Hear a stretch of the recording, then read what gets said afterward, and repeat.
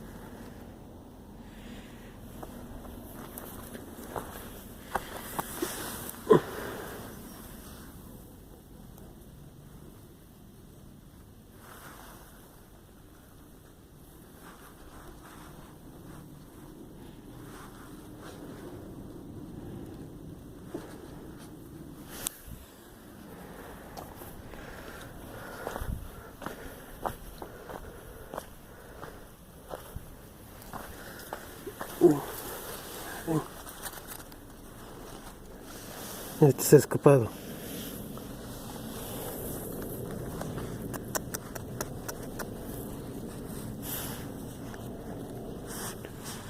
¿Cómo te llamas? Tú te llamas... A ver... Es una hembrita. Esta es su mamá.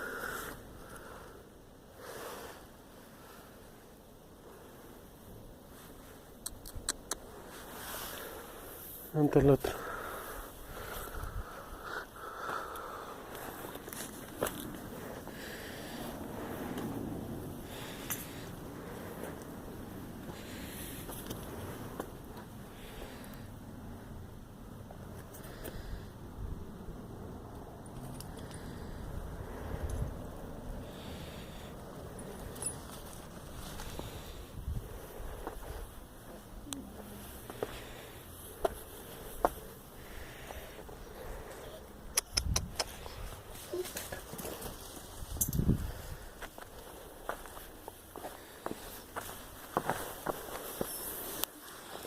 Okay.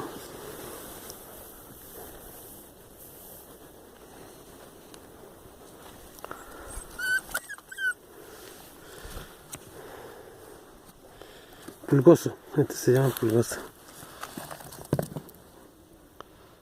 Pulgoso.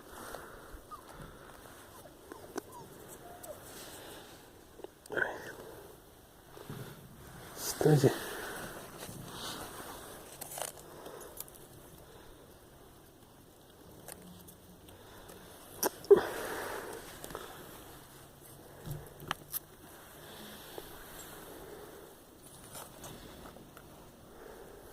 Ven para acá.